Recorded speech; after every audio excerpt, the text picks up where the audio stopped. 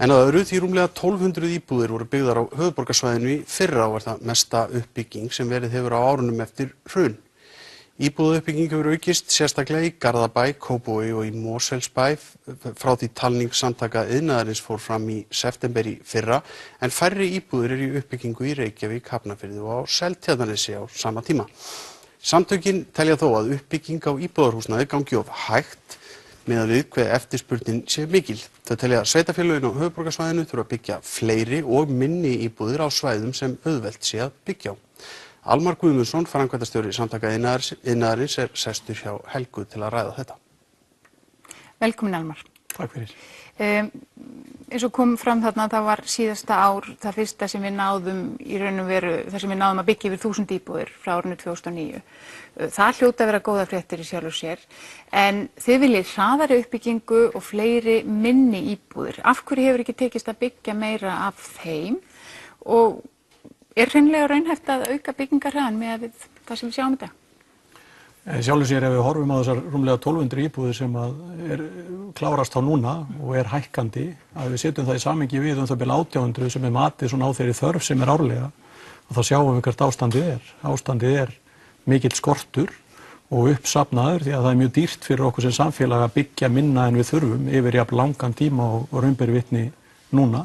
En það hljóta að vera fjölmargar ástæður fyrir þessum hægagangi, en hverjar telur þú þær helstar? Já, þær eru rauninni tvær og annars vegar hafa sveitarfélögin hreinlega brugðist of hægt við, það hafa skipulagt svæði og lóðir of hægt og svo hefur kannski áherslan og þá sérstaklega í Reykjavík verið á svona það sem við höfum kallað þéttingareiti og sem er fín uppbygging, en hún tekur bara lengri tíma heldur en önnur uppbygging og við sjáum það líka í ferlunum að þetta gengur hægt. Þannig að í Reykjavík til dæmis það sem er verið að fylla upp svona auða reiti, það gengur hægar en ef byggt er í úthverfum þar sem nóg er af plássi.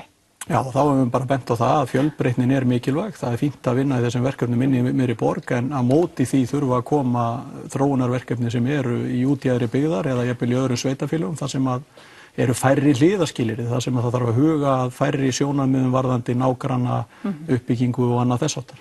Við ætlum að kíkja á eitt skilti þar sem að þið eru búin að taka saman tölur ef það kemur upp. Bláa súlan er áætlun ykkar sem þið gerðu 2015 hvaða eru margar íbúðir tilbúnar 2017 er það ekki, og svo þessi gula er í raun og veru rauntala, þar sem var byggt. Og þarna munar 400 íbúðum. Já, þarna erum við bara í rauninni að bregða ljósa á það. Fyrir aðeins 15 mánuðum síðan veltum við fyrir okkur hvernig árið 2017 gæti litið út. Nú erum við með mjög mikla vissu árið 2017 sem við erum á núna. Já. En þarna skeikar 400 íbúðum og það eru þá auðvitað, við getum áætlað 12 til 1500 manns eins og kemur fram á skiltinu sem gætu búið í þessum íbúðum.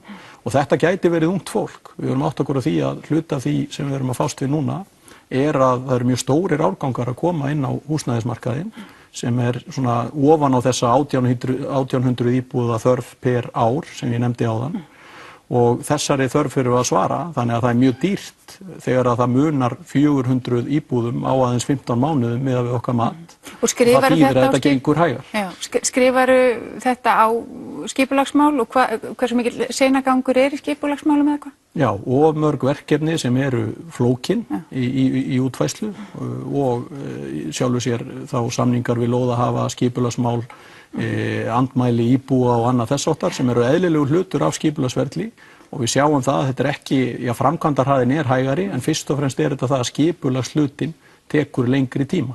En ef við sjáum skilti 2, þið hafið talið fjölda íbúða í uppbyggingu í september í fyrra og svo í mars og við sjáum aukningu í 3 sveitarfélögum frá því í september svo munar, Garðabæ, Kópavogi og Mosfellsbæ, en svo hefur dregið úr uppbyggingu í Reykjavík og Seltjarnarnesi og Hafnarfirði.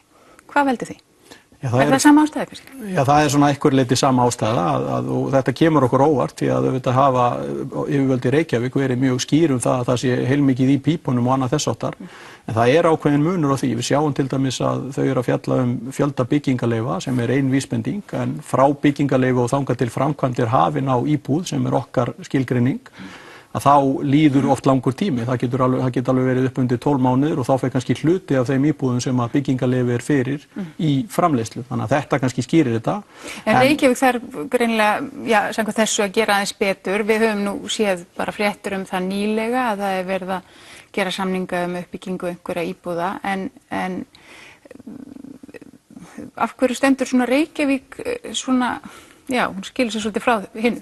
Já, það er kannski þetta sem ég er að segja, það er fullt í skipulagi og einhvað komin byggingarleyfi fyrir en við erum kannski ekki farin að sjá framkvæmdir, vonandi skila það sér en það endurspeglar þá vandann sem er þessi frá skipulagi og hugmyndum líður oft mjög langur tími þangað til raunverulegu framkvæmdastigi náð og þarna munar bara ef að Reykjavík væri að vaxa í þessum tölum á sama hraða á hins sveitarfélögin þá væru það 250 íbúðir og aftur bendi ég á unga fólki sem er í þörf fyrir húsnæði, það myndi muna minna. Já.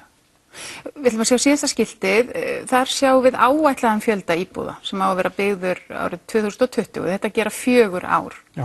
Og þetta er mikill fjöldi, tæplega 9.000 íbúðir ef við leggjum þetta saman.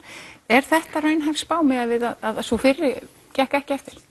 Já, það verður auðvitað tíminn að leiða í ljós. Við erum nú talin hjá samtökum iðnaðarins vera tiltölulega íhaldssöm þegar við erum að spá, af því að við höfum svona hort á það að þessi raunveruleg framkvæmd fari fram, ekki að sveitarfélög hafi ákveðin markmið það að framkvæmdi fari fram. Oft getur verið munur á því eins og ég er kannski búinn að rekja.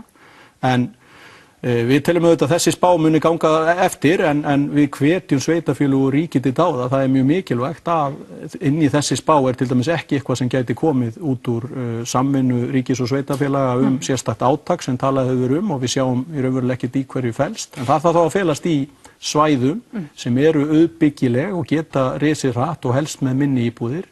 Af því að þegar við erum að byggja inn í miðri borg eða bæ þá er það 50% dýrara og það tekur 50% lengri tíma. En er þetta nóg? Arion banki spáði því að það þyrfti að byggja yfir 8.000 íbúðir næstu 3 ár til að svara eftirspurn. Þetta eru tæplega 9.000 íbúðir á 4 árum. Telurðu að það verði komið jafnvægi á fasteignamarkaðinum 2020 ef þessar áætlanir ganga eftir? Já, við getum í rauninni, þessi tala er enda 4 ár og Arion banki talar 3, þannig að okkar tala er 6.100 það bil á móti 8.000 sem Arion banki segir að þurfi, þannig að þarna skeikar einhverju. En hins vegar það góða er að á seinni hluta tímabilsins er að koma mjög sterk byggingaár miðað við okkar áætlanir og auðvitað hjálpar það til og það sem ég held að skipti mjög miklu máli líka er að við munum byggja á fleiri og fjölbreyttari svæðum og svo sjáum við líka, sem er nú kannski svolítið merkilegt, að það er mjög umfangsmikil uppbygging hlutfallslega að fara af stað í sveitarfélögunum í kringum höfuðborgarsvæðið. Grindavík, Akranesi, Hveragerði. Já, Árborg, Selfoss, Akranes og þetta eru auðvitað sveitarfélög sem ennþá eru með mun lægra íbúðaverð og við verðum að muna það að það skiptir máli. Inn í miðri borg núna er íbúðaverð orðið það hátt að það eru auðvitað búið að taka bara stóran hluta af íbúðakaupendum út af markanum. Þeir ráð ekki við að kaupa þarna og þá auðvitað byggjast upp önnur svæði sem er sjálfur sér bara gott fyrir samfélagið því aftur þetta unga fólk þarf húsnæði. En Almar, tíminn er að verða búinn, vantar ekki vinnuafl til að byggja upp allar þessar íbúðir og ég meina þjónar einhverjum tilgangi að vera hraða uppbyggingu, við vitum alveg hvaða afleiðingar það hefur líka, bara það skilar sér í lélegu húsnæði. Já, við sem samfélag, okkur vantar húsnæði, það er uppsöfnuð þörf, þannig ég held að við verðum að byrja þar, auðvitað þurfa menn að vanda til verka, það eru bæði innlendir og erlendir aðilar tilbúnir að vinna í byggingarstarfsemi á Íslandi, fagaðilar, vel venta fólk, þannig ég held að það sé ekki sérstakt vandamál, en auðvitað þurfa menn að passa upp á gæði og ferlin sem slík. Og auka vinnuafli. Já, það kemur með, en við teljum að það sé ekki sérstakt vandamál. Ok. Takk kærlega fyrir komin, Almar. Takk.